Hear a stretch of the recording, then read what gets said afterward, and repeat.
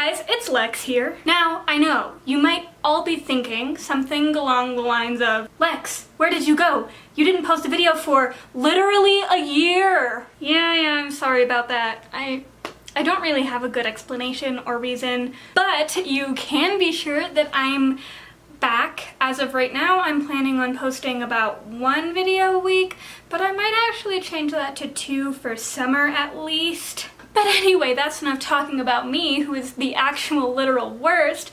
Let's just get on to talking about some books, because that's why we're all here, really, isn't it? For the May wrap-up portion of this video, I'm a little embarrassed to say that I only read 2 books in May, but May was a very stressful, busy time for me. Books that I did actually read this month, we're gonna start off with talking about Harry Potter and the Sorcerer's Stone. For my birthday, my parents got me my own full set of Harry Potter books because we have like a family set back home, which when I move out and have an adult house that I'm in for an extended period of time, honestly I'll probably take those too, because not a single person in that house is ever going to reread them except for me, and they're different covers. But anyway, I decided that this summer I'm going to do a complete adult reread of Harry Potter, and I'm gonna do book talks for every single one of them. Anyway, I mean, we pretty much all know what this book is about, right?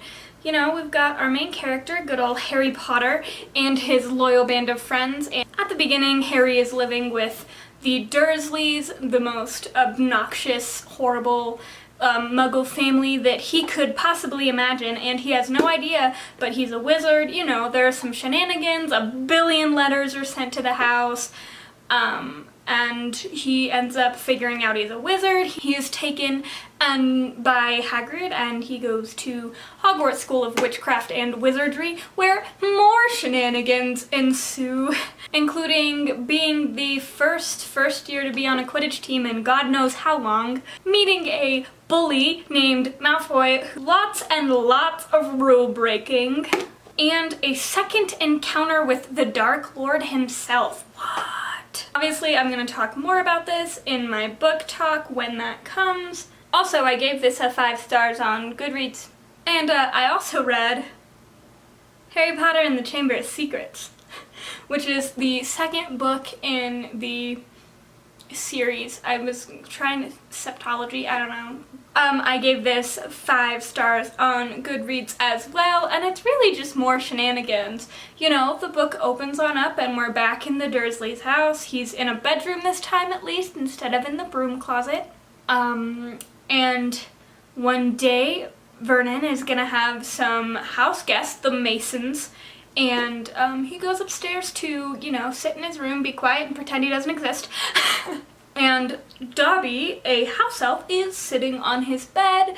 You know, hilariousness ensues. He almost gets expelled from Hogwarts, and from there we go to the school after Ron gets him on out of that dreadful house. And we have some interesting things with people being petrified around the school grounds. Some very ambiguous and threatening messages, you know, enemies of the air beware.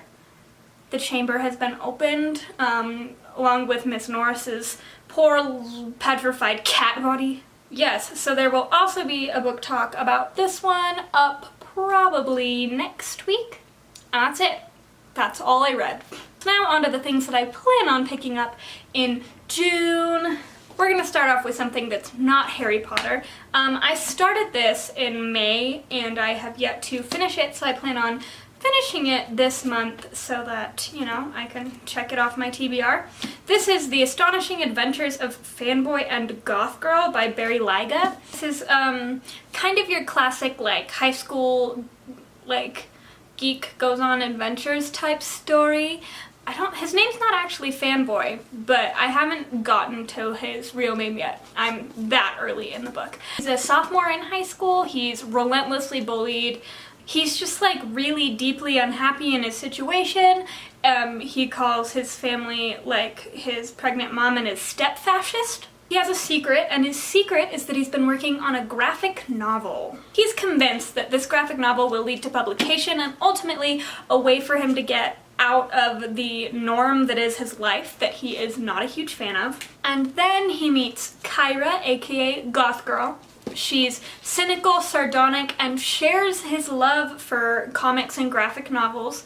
But she has a secret, and through this book we get to experience their adventures and how the secret will affect both of them forever. I also would like to get around to Jonathan Stroud's The Screaming Staircase. When my mom was in Barnes & Noble picking up a brand new set of Harry Potter books for me, she asked one of the store attendants where they were, and he said that if I like Harry Potter, which, how could you not, right? I mean, it's Harry Potter. So good. That I should try reading this series, which is Lockwood & Co.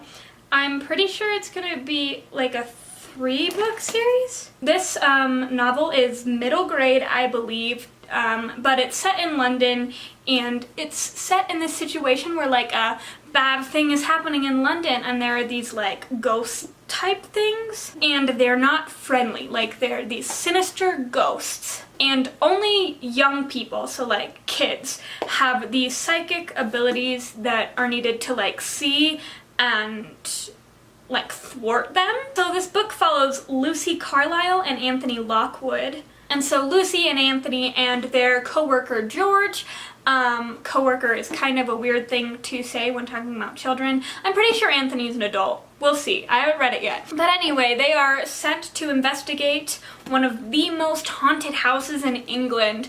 This is Harry Potter and the Prisoner of Azkaban. Yep.